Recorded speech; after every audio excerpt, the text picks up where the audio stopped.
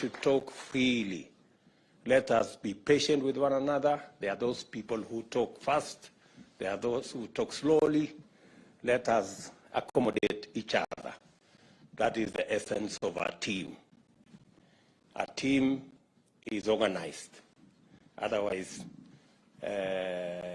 we will not get the synergy that is necessary for us to implement our plan. Before I say one or two things, let me just ask the people who are MCAs before they became members of parliament, the bottom-up people. I know they are. The people who are MCAs and they graduated and became members of parliament. Ebu simameni. Wow, look at that. Look at that. Wapige makofi. Pongezi sana. You can see bottom-up works. Asanteni sana waheshimiwa. The people who are being elected for the first time as members of parliament, first timers, wale watu wa the monos as we would call them. Wow, that's quite a, that looks like what? 40%? 50%? No, 40. Asante sana.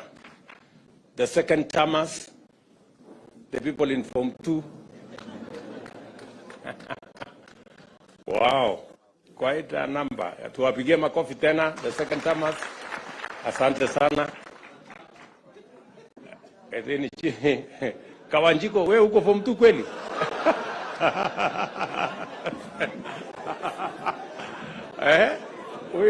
Huyo aliruka darasa huyo.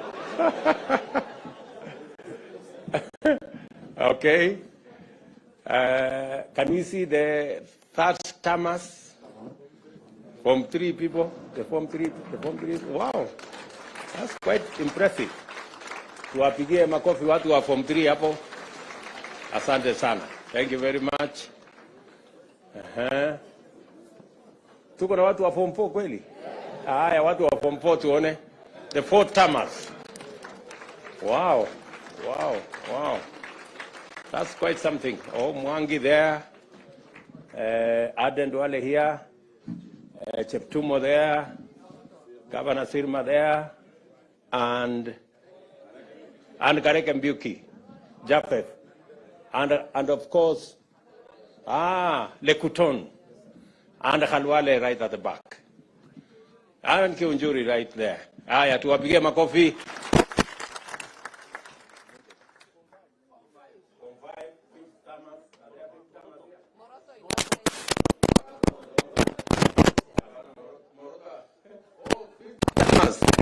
Wow, we have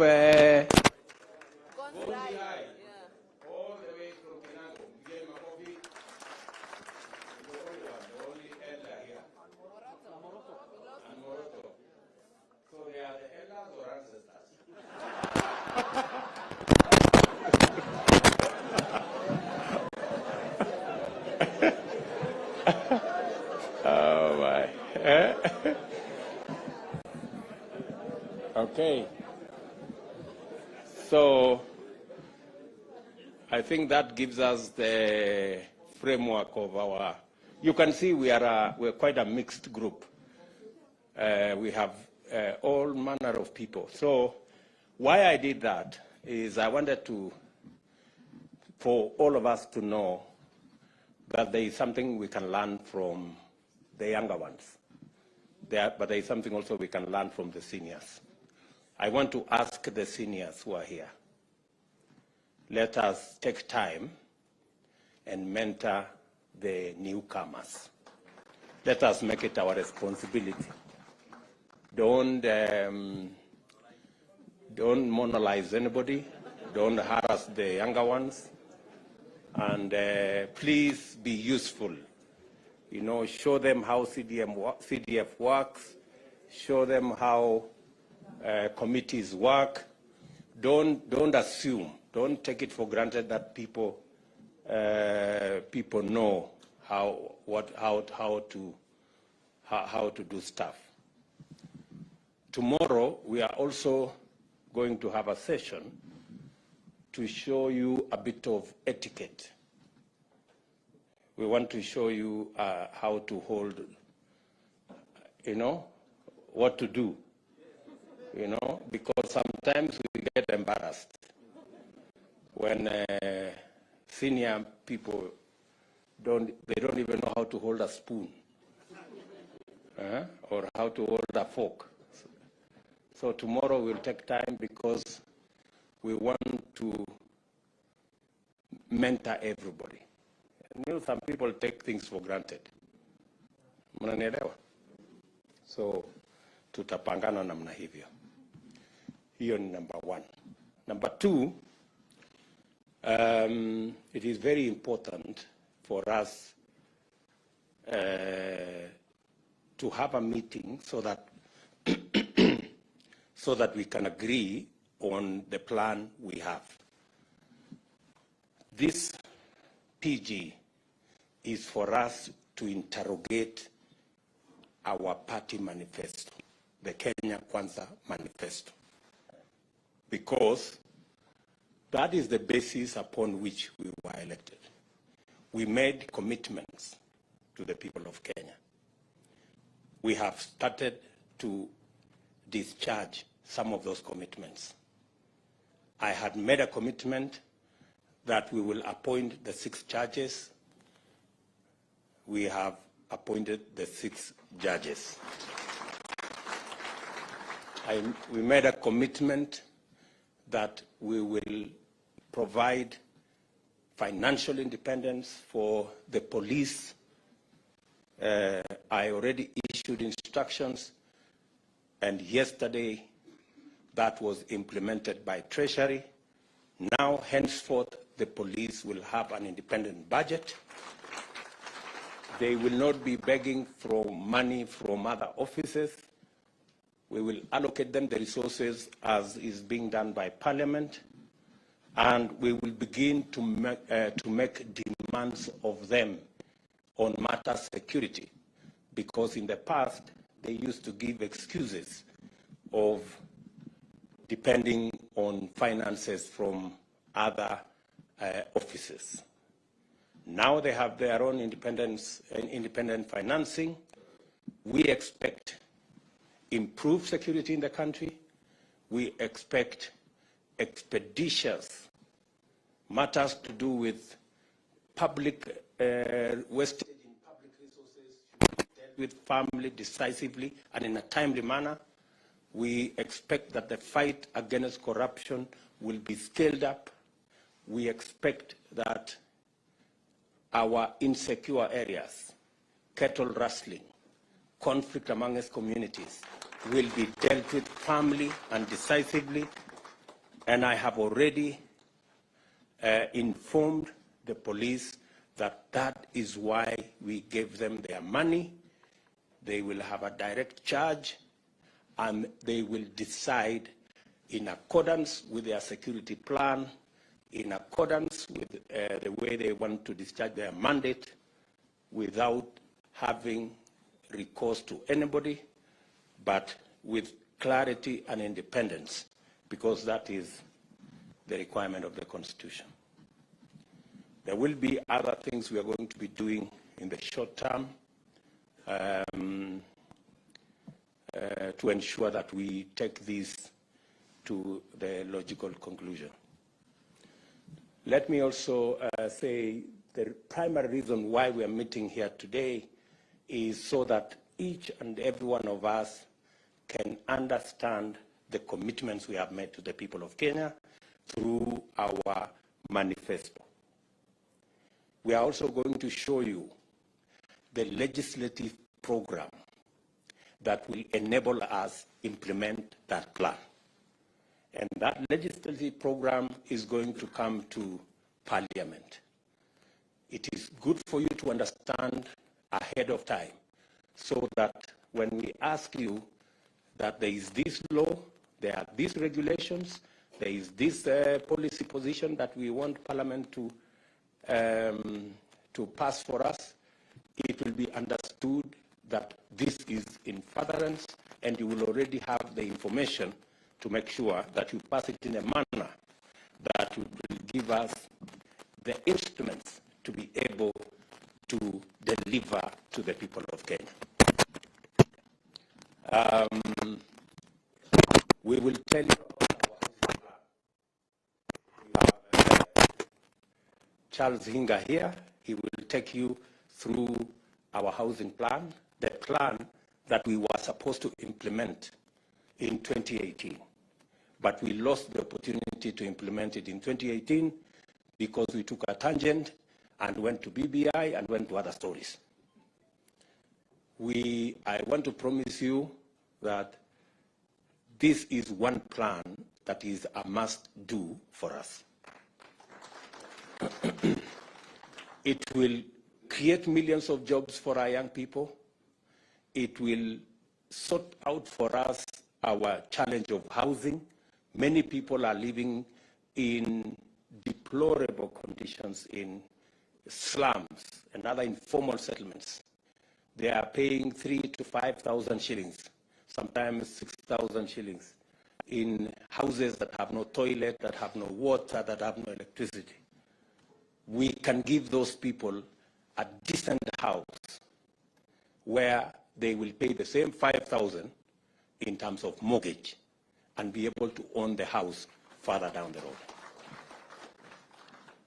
We will be requiring you to do some adjustments on the law so that we can implement that plan. We will be taking you through our universal health coverage plan so that you also understand what we need to do so that we can actualize the commitment we made to the people of Kenya on matters to do with universal health coverage. How are we going to make it 300 shillings for the lowest category, and how are we going to graduate it so that instead of being a fixed amount, people contribute in accordance with their incomes and provide a mechanism where we can carry the majority of Kenyans, work with the people in the informal sector, and also make sure that we carry the majority of Kenyans. When I say the majority, I mean actually everybody.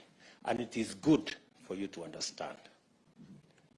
We will also be making a presentation to you on savings and what you need to do to make sure that we improve the culture of savings.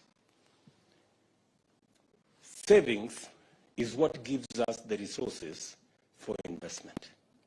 In fact, the norm is investments is actually a function of savings. You can only invest if you have saved. Today, we are among the least savers in our continent. You can't believe it. Tanzania has a better saving culture than us. They have a smaller economy than us. Uganda have a huge pension scheme, bigger than ours, and they have a smaller economy. So we have to rejig, we have to change, and the people from our professionals working with the people from NSSF will be here tomorrow morning so that we can take you through what we need to do.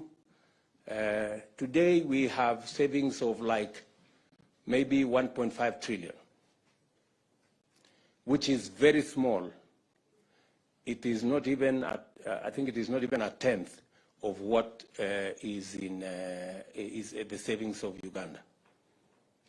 Mnajua hivyo? So we will take you through the motions so that we are all clear, because good people, we have no option but to change this country. And we are the people who are going to change it. We are going to take you through our agriculture plan so that we also agree. on the interventions that are necessary. We have agreed as a government that we are not going to be subsidizing consumption. That is why we are going slow on matters to do with subsidizing consumption. We are going to work and support producers. That way, even if we are intervening at that level, it gives us a bigger leverage. Let me give you an example. The UNGA subsidy that was done, I was being briefed by the Ministry of Agriculture. The UNGA subsidy, for 1 month, the taxpayer was asked to give 7 billion for 1 month. Ile unga ya 100, which was nowhere in the first place. Very few people got to ever, yet we spend 7 billion shillings. If we had spent 7 billion shillings in fertilizer, it would be a very different ballgame. We would probably, because, for example, we are intervening, as I announced the other day, we are intervening on fertilizer for the short rains, 1.4 million bags. We are intervening for tea fertilizer. That's another 1.7 million bags for KTDA. It is costing us less than the subsidy of UNGA that is for 1 month. And yet the subsidy we are providing is going to reach close to 500,000 farmers. That's the difference. So it is not how much money you spend. It is where do you spend money so that you get value for every coin that you spend. So we will be discussing our agriculture plan tomorrow so that you can understand and so that when it comes to Parliament, you know